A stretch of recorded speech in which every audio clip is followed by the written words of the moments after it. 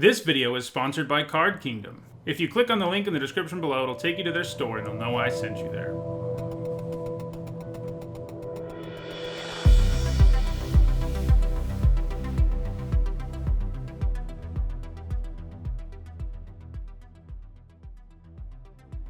Hi everyone, I'm Nitsa Hone, and it's Thursday. That means it's time for another deck history video.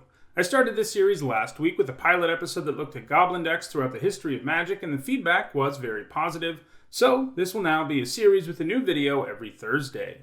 I posted a poll on my community tab to allow the viewers to decide what I'm looking at this week, and the poll was crazy close.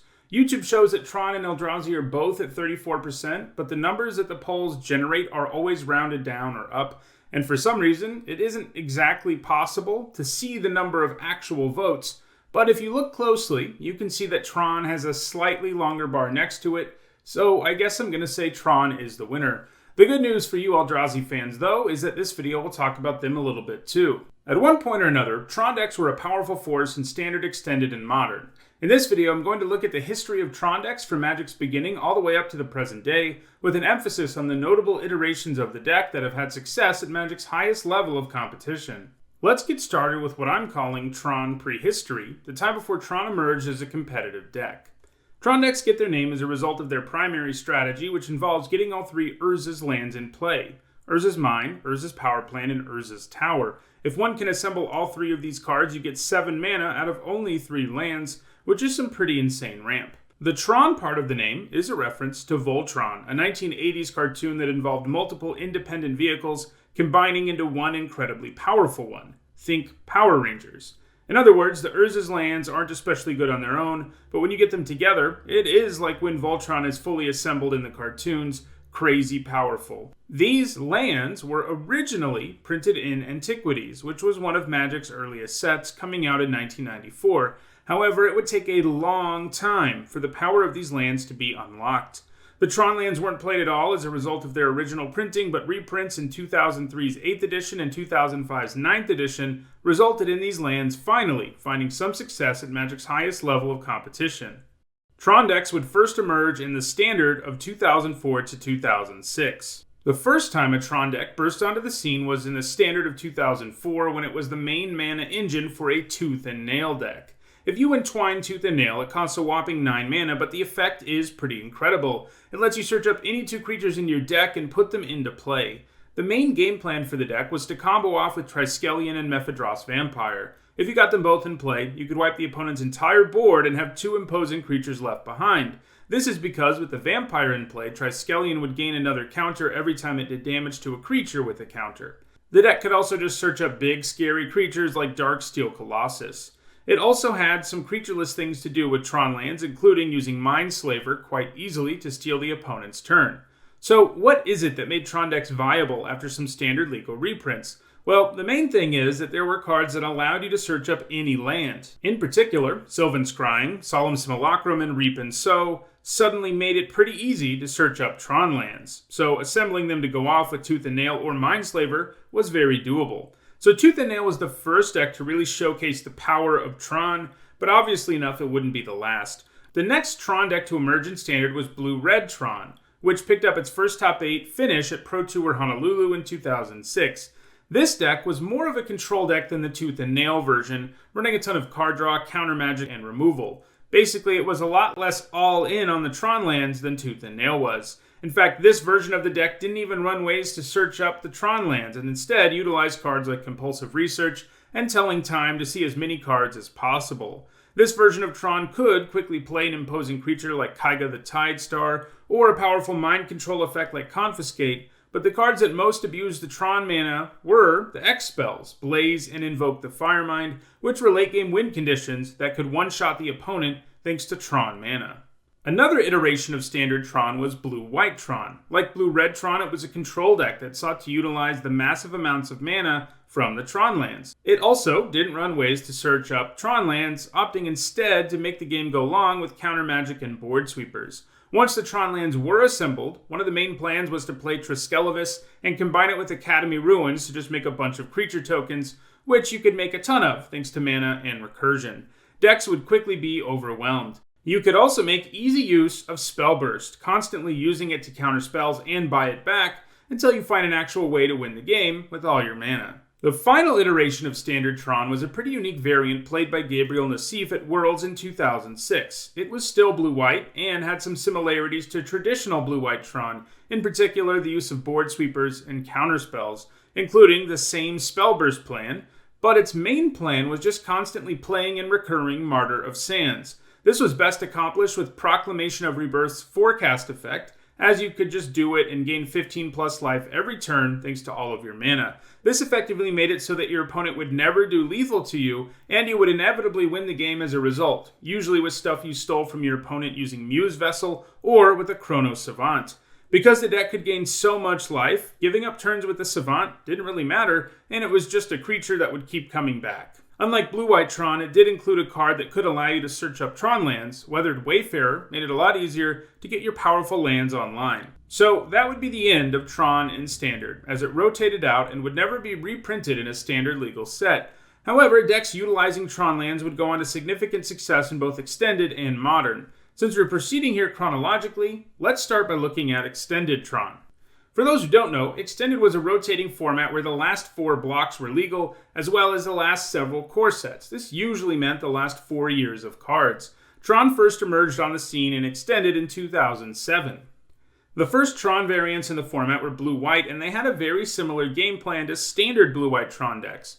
Once again, a reliance on counter magic and board sweepers, but because of the significantly different card pool, the deck was also quite different. Instead of just relying on drawing Tron lands, Blue-White Tron and Extended took advantage of Tolaria West, which could be transmuted into any land, including whatever Tron land you needed. This gave the deck more of a toolbox approach, as it ran several singleton cards that were useful in certain situations that had a converted mana cost of 0, both lands and other cards. Blue-White Tron also had a prison plan, utilizing Chalice of the Void to lock opponents out of playing the cheaper cards, and it was something you could get with Tolaria West. It was also the first Tron deck to combine Academy Ruins with Mindslaver, which effectively let you just control your opponent's turns for the rest of the game if you had enough mana. Another key element of this deck was Gifts Ungiven, because it could search up several powerful or useful cards, and in most situations, whatever your opponent ends up giving you is great. You could pretty much guarantee you would assemble Tron after you cast Gifts if you couldn't already. It was also a pretty good way to set up the Mindslaver lock. The deck was highly influential, as the Mindslaver lock, Chalice of the Void, and Gifts Ungiven would go on to become key parts of future Tron decks in both Extended and Modern. Outside of the Mindslaver lock, Mihara's Tron deck could also win the game with a big Decree of Justice or a Sundering Titan. The deck ran only a few lands with basic land types, so the Titan would usually end up crippling your opponent's mana base, in addition to being a 7/10 who could close out the game, and if it died, you could just get it back with Academy Ruins. However, Blue-White Tron did not become the typical Tron deck for Extended, as it would be displaced by Blue-Green Tron in 2008. Blue-Green Tron decks utilize some of the same strategies as Blue-White Tron, including Gifts Ungiven, Tolaria West, the Mindslaver lock, and Sundering Titan. But by going with green instead of white, Blue-Green Tron decks gained access to the powerful Life from the Loam, which helped the deck keep the Tron lands assembled quite easily, while also allowing you to do some silly stuff with Gifts Ungiven. Blue-Green Tron would be a fairly dominant deck for the rest of the time Tron lands were in Extended. They would rotate out in 2008. Tron would ultimately go on to find the most success in Modern, a non-rotating format created in 2011 which includes all cards from 8th edition to the modern day. Tron decks first emerged in Modern in 2012, with Hall of Famer Luis Scott Vargas piloting a blue-white Tron deck to a top 8 finish at Grand Prix Lincoln in 2012. Like the other blue-white Tron decks we've discussed, it was largely a control deck. However, there was some new tech that made Tron decks even more consistent at setting up their lands, in particular, the arrival of Expedition Map, which had been printed in 2009's Zendikar. This card would go on to be a Tron deck staple.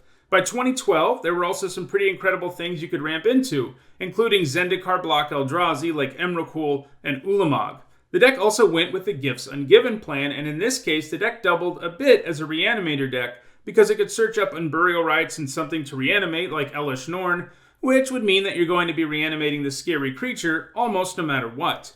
So while LSV found success with this blue-white variant of Tron, it would not go on to be the typical Tron deck you expected to see in Modern. Instead, green-red Tron would be the go-to Tron deck from mid-2012, until 2016. Green-Red Tron was first piloted to a top 8 finish by Caleb Estrada at Grand Prix Columbus. While the deck is called Red-Green Tron, it is primarily a mono-green deck that runs red for just a few cards. Pyroclasm was the only main deck red card. Green ended up being a great color for Trondex because it gave them access to so many cards that could allow you to very quickly assemble Tron. And really, this is the first Tron deck that pretty much entirely sought to get the Tron lands into play by turn 3. Remember, most of the others we've looked at have been control decks, and while they like to do stuff with big mana, they didn't often manage to assemble the necessary lands by turn 3. But that's what Red-Green Tron decks did. By going green, one gained access to Sylvan Scrying, which we saw earlier, as well as Ancient Stirrings. While Stirrings doesn't let you straight up grab whatever Tron land you need, the hope is that you'll be hitting a Tron land with it, and if not a Tron land, maybe you'll hit an Expedition map. This effectively allowed Caleb to run 12 cards that let you search up Tron lands, which made getting the combo online on turn 3 very doable. Because this was the first Tron deck to really focus on getting the 7 mana by turn 3, it sought to do the most powerful things possible with that mana. The main plan was to play Karn Liberated on turn 3, which was nigh unbeatable that early in the game. Another option was to play Wormcoil Engine on turn 3, which was also quite difficult to deal with. The basic shell of Caleb's 2012 Grand Prix Columbus deck would pretty much be the standard for Tron decks for the next 4 years, with lots and lots of red-green Tron decks causing opponents to scoop with their turn 3 Karns and Wormcoil Engines. Tron decks would undergo their next drastic evolution in 2016 with the rise of Eldrazi Tron in Modern.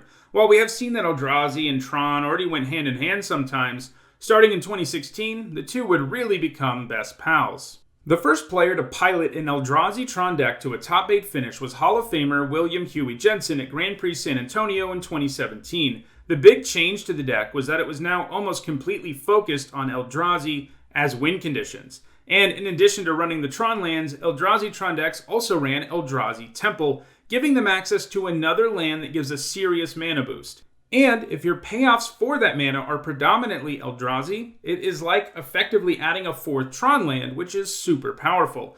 And while Eldrazi Tron decks still ran Karn, they only ran a singleton copy now, and were instead much more focused on playing out Eldrazi on turn 3, like Reality Smasher or Inbringer, who could end games in a hurry.